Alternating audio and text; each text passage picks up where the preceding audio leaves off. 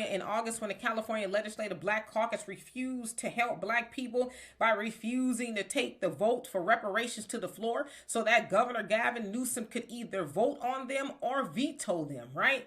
Well, not too long ago in Moreno Valley, California, the California Black Freedom Fund was having an event, and at that event was one of the assembly members, Dr. Corey Jackson, who refused to take the votes to the floor, and protesters showed up. Check it out. Money from black people, stealing direct cash payments and diverting it to nonprofits that give money to non-black entities. We want reparations. We want redress. We want housing. Yeah, we want reparations now. Corey Jackson against reparations. He got to go. The descendant-led organizations, but they say they're for reparations. We have a problem, black people, that we need to fix. We need to stop selling each other out. So as you saw there, they were pretty upset. They're pretty upset, and they wanted the people to know what Corey Jackson did.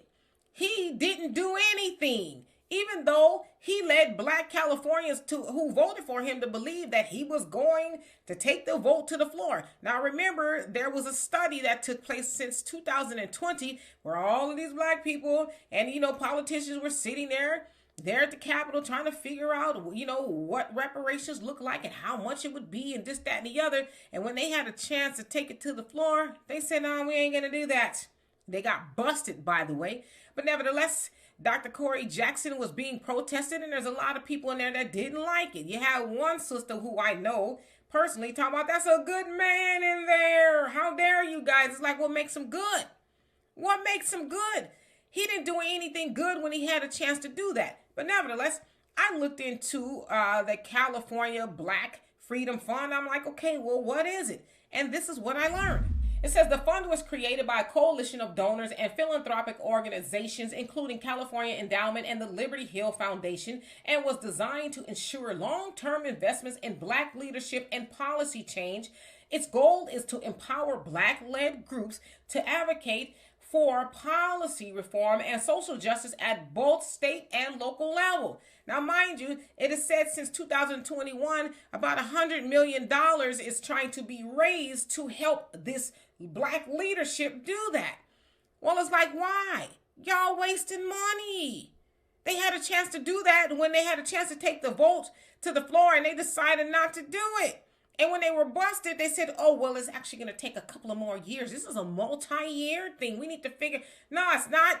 You were doing the bidding of Big Daddy Gavin and decided to hurt the people who sent you there. So, yeah, they also called the police or the sheriff's department on those protesters there in Moreno Valley. You know who that they is? It was black people who called the police on other black people because they wanted to hold black Corey Jackson accountable for what he did not do for black people. So weaponizing the police like white people do against black people is just straight up crazy. So I will say this. They are all up for re-election in November, and they should be voted out. But there's that, fund. They're trying to give money to black leadership to help black people. And when they had an opportunity to do it for free, they didn't do it. So this is on us too, black people. Stop voting for people who play in our faces and lie and pretend like they're going to do something. And then when they're called to the carpet about why they didn't do nothing, they get the police called on you. So anyway, y'all tell me what you think of that. And for more insightful commentary, please subscribe to this channel and my channel, The Demetra K Show, here on YouTube. Peace.